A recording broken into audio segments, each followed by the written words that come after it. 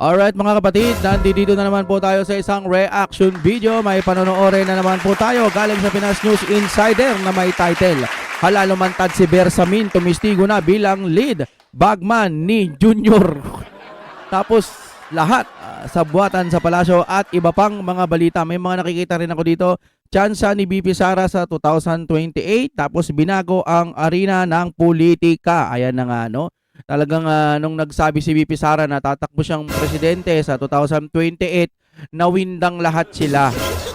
As in, nagkagulo, napasma yung mga kamay, nagkanda, nginig-nginig yung kanilang mga laman, nagsipagpahayag din po sila. No? Kasi kung wala silang pakialam at hindi sila takot kay BP Sara, wala silang pakialam dapat. Diba? Nagsasalita nga sila nung nagsasalita kay BP Sara, hindi naman umimik si BP Sara. Pero pag si BP Sara ang nagsalita, nawindak. No? Nanginig. Halos niyanig po yung buong politika. Sana nga po maupo si BP Sara para ma-wipe out lahat ng mga magnanakaw. Okay, i-play na po natin to, Pinas News Insider. Ito ang balita ngayon, trending at pinag-uusapan ngayon sa mundo ng social media. Ang di umano'y balitang matapos ginimbal at ginulat ni Vice President Sara Duterte ang Palasyo, Kamara at Senado, maging ang media at ang gobyernong ngagpa ni Marcos Jr. ang kumpirmadong pagdeklara nito na siya'y walang pagdadalawang isip na tatakbo bilang presidente sa darating na 2028 election para sa taong bayan at para sa Pilipinas. Tila wala nga talagang lihim at baho ang muling hindi mabubunyag at aalingasaw. Former Executive Secretary Lucas Bersamin, tila nabahag na ang buntot at tila lalantad na di umano at magtitistigo na bilang lead bagman umano ni Marcos Jr. At may affidavit na umano. Ito ang kumpirmadong balita na siyang tila ayaw ipalabas at pilit iniiba ng bayarang media sa palasyo at pilit di umanong tinatago sa publiko. Pero bago ang lahat, kung bago ka pa lamang sa aming channel, please huwag kalimutang mag-like, subscribe at i-click ang notification bell para mas maging updated ka pa lalo sa lahat pa ng bagong video na i-upload namin. At eto na nga mga kababayan, narito ang kumpirmadong balita na siyang matapang na ipinaliwanag naman ng magaling na solid Duterte supporters na si Ka Eric Salis, na siyang tila sumampal ng kahiyan at katotohanan at tila nagpagulat sa Palasyo at Kamara at Senado at sa gobyerno ngagba ni Marcos Jr. Narito't panuuri ng full video. Sa ito po ay magbibigay tayo ng pagpapaliwanag upang magkaroon ng tamang pagtingin hinggil po dito sa pagkakaugnay ng revelations ni dating Undersecretary Adrian Bersamin at sa nauna ng mga salaysay na nagbubunyag ng sindikato nila Marcos at Romualdez na nagmula sa pagpapahayag na ginawa ni Ginoong Saldico. Alam nyo, ito ang dami naman mga pagbubunyag. Pero magpasa ngayon, yung ibang mga kapwa nating Pilipino, wala pa rin pakialam, ano? Magkaroon po tayo ng pakialam, mga kapatid. Kasi, alam nyo, laban to ng mga susunod na henerasyon. Tayo, malapit-lapit na rin tayo. O, ilang taon na lang, magiging 80, 90, hanggang hindi naman na tayo abot ng 100. Swerte pa kung maabot ka ng 70, mga ganyan ngayon sa panahon, di ba? Itong inilalaban ho natin para sa mga susunod na henerasyon. Huwag po tayong tumulad sa mga bansa na sobrang corrupt na talaga. No, naalala ko tuloy sa Facebook, at least hindi number 1 na corrupt. Pang number 3. Sino ba nagsabi nun? Mga munggo talaga eh, no? Huwag po tayong tutulad sa mga ganon. Gisingin nyo na po ang inyong mga anik-anik sa utak. Huwag na BBM. Huwag na kayong, kung BBM ka, huwag ka na rin manood dito. Sawa na kami sa BBM. Wala na nga nagagawa. Kayo naman, ano pa rin kayo eh. Dikit pa rin kayo ng dikit eh. Konti lang naman ang gagamitin mong utak, hindi nyo pa gamitin. Wala na. Pangit ang administrasyon ngayon, period. Di ba? At ganoon din po ng iba pang nagtestimonya ng koneksyon ni Marcos at Romualdez sa naturang mga malakihang bilyon-bilyon Oh, na pagnanakaw at pangungurakot sa pondo ng bayan ang laki yan. gamit po ang sindikato ng mga flood Oh. control projects among other infrastructure projects. O, diba? Tapos ngayon, nang inaabol nila si BP Sara. Hindi ba kamangmangan yon? Hindi ba katarantaduhan yon? No? Hinahabol nila si BP Sara, may kasalanan, kailangan ma-impeach. Balita ko parang 4 na impeachment na naman ata ang hinain. Diba? Hindi ba kamungguhan yan? Katarantaduhan yung pinagagawa nila. Doon kayo tumutok sa flood control. Dahil yun naman talaga ang problema natin. So, bakit Marami po pa. nagkakaroon ngayon ng panic mode? No, nagkakaroon ng matinding reaksyon, bagamat hindi nila ipinapakita sa publiko ang Malacanang dahil sa pagkakalantad Oh. na mayroong ibinigay na mga files si Undersecretary Bersamin kay Congressman Leandro Lebesa. Nako. Biruin mo, ang dami yung pera, galing lahat sa nakaw. Pero hindi ka naman makatulog sa gabi, tapos may sakit ka pa. Tapos gumaganon-ganon yung tiyang mo kasi nga may butas. Nako! Sino ba yung mga ganyan, ha? Kawawa yan. Parurusahan kayo ng Panginoon sa ngalan ng buwan.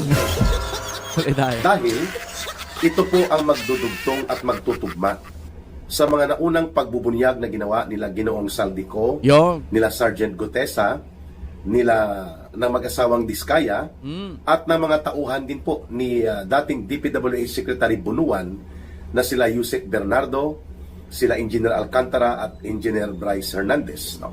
And of course, wag nating kalimutan na mayroon pang umiiral na hindi pa naibubunyag ng lubusan itong Cabral Files. Ay, oo nga. Kaya, No? ang pagkakataon ngayon, Teka, nagkahiring-hiring na lahat. Bakit hindi pa nilabas ni Libiste yan? Si Idol.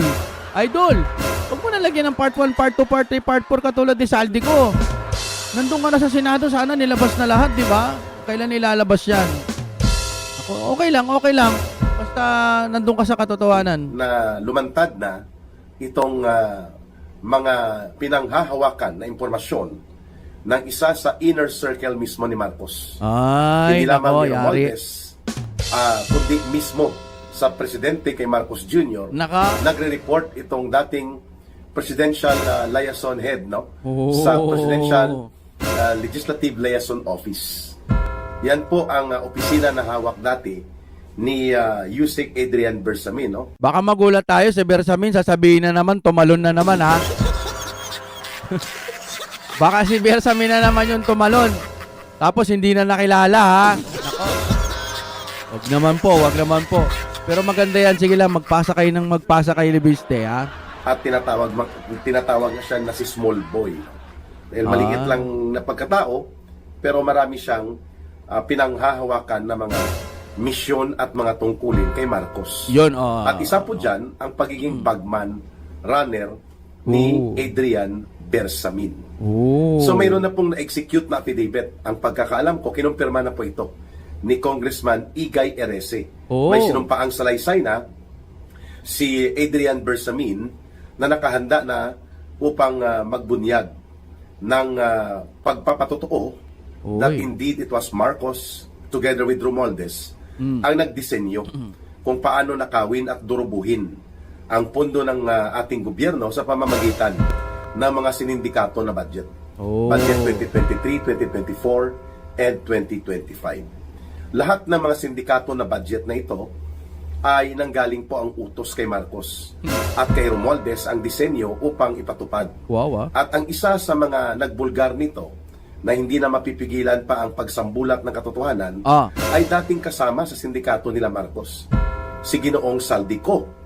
And so therefore, mga kababayan, napapanahon, no? Very timely and nakaswak sa takdang panahon na nangangailangan ng pag-sustain ng pagbubunyag sa responsibilidad at criminal na pananagutan nila Marcos at Romualdez. Dumating naman po ang pagkakataon na may isang Adrian Bersamin na nanggaling mismo sa inner circle, bagman, runner, at mga tagapag-facilitate ng mga ninanakaw na mga deliveries ng pera na nanggaling sa kinurakutan ng sindikato nila Marcos at Romualdez. At ang share ni Marcos, ayon dito sa salaysay, na ngayon ay lumalabas na, nagre-report si Yusik Adrian Bersamin kay Marcos Jr.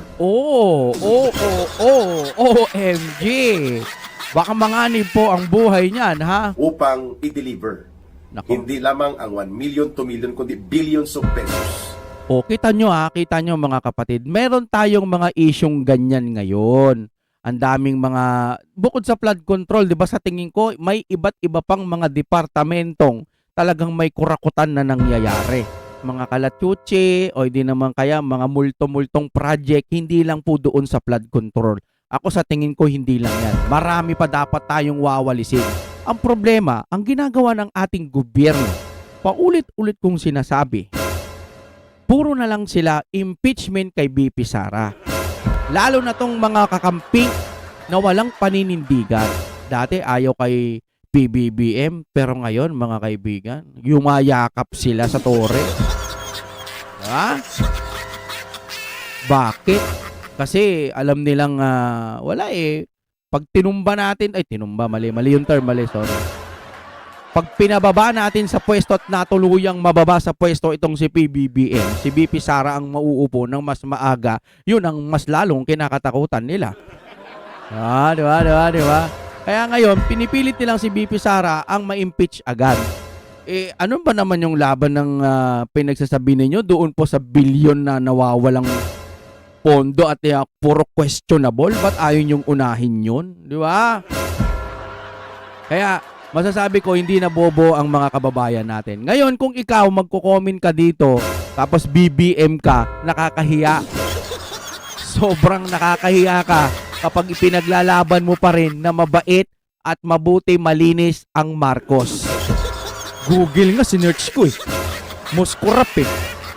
Biro mo, ang lumabas si Marcos Sr. Kadiri talaga mga kapatid. Kaya sabi ko sa inyo, ngayong sinabi na ni BP Sara, natatakbo siya, wag na natin siyang iwan. Okay? Maraming salamat po hanggang sa muli, no? Mag-aabang tayo ng mga updates. Sana po suportahan natin ang ating channel. Dahil 400k subscriber tayo pero ang nanonood 5. Tayo na lang o nanonood. Nasira ho kasi ang aking algorithm kaya sa pindot nyo po ng like, baka mabalik ho yan. Malaking chance po na mai-recommend tayo sa iba at maibalik yung mga ibang subscriber ko na hindi na, akala kasi nila na wala na ako eh. Kaya sa isang like nyo lang, baka magsibalikan ho lahat sila. Maraming salamat po sa inyong panonood and break it down. Oh my God, we're back again.